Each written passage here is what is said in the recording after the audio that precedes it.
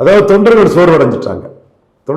செங்கோட்டையன் தொண்டர்களின் சுமை தாங்கி தொண்டர்களின் தலைவர் சசிகலா வர்சஸ் செங்கோட்டையன், கோவை செழியனுக்கு எதிராக எம்ஜிஆருக்கு துணா நின்றவர், ஜெயலலிதா காலகட்டத்திலே தொடர்ந்து வெற்றியை வர்றவர், ஜெயலலிதாவுக்கு ஒரு தடவை தோத்தார், ஜெயலலிதாவுக்கு விசுவாசி, பெரிய இமேஜ் தமிழ்நாடு ஃபுல்லாக தொண்டர்கள் மத்தியில் இருக்கும்போது அவரை தூக்கி வீசினது கொங்கு வேளாளர் கம்யூனிட்டி மக்கள் மத்தியில் மட்டுமில்லை, ஒட்டுமொத்த அதிமுக தொண்டர்கள் மத்தியிலே ஒரு பின்னடைவு செங்கோட்டையனால ஐயா எடப்பாடி பழனிசாமிக்கு கண்டிப்பாக இருக்கு. சார், ஆல்ரெடி ஏடிஎம்கேல பார்த்தீங்கன்னா 2-3 பிரிஞ்சு கிடக்காங்க. இப்போ செங்கோட்டையன், ஓபிஎஸ், சசிகலா, அப்புறம் ஏபிஎஸ், இந்த மாதிரி தனித்தனியாக பிரிக்கிறதுக்கு மெயினாக யார் காரணம்னு நினைக்கிறீங்க? சசிகலாவை ஓரங்கட்டினது பாஜக தான் காரணம். நாங்கள் தான் சொன்னோம், கவர்னர் வரமாட்டார், பதவியேற்பெல்லாம் நடக்காதுன்னு நாங்கள் தான் சொன்னோம். அப்போ ரங்கராஜ் பாண்டேயோட தந்தி டிவியில் தான் பேசணும். தம்பி தந்தி டிவியில் பெரிய லெவலில் இருந்தவர்.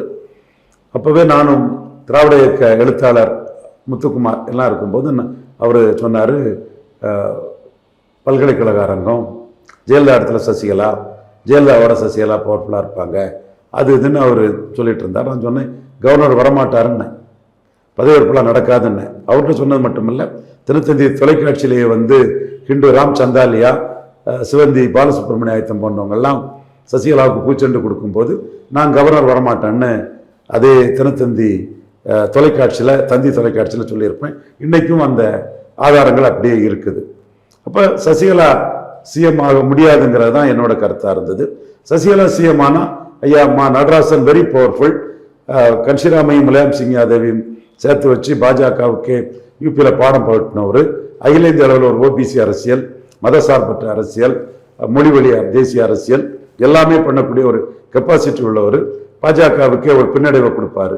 ஸோ அவரை கிராக் டவுன் பண்ணுங்கிற லெவலில் சசிகலா அம்மையாருக்கு வந்து பதவியேற்பெல்லாம் நடத்தலை.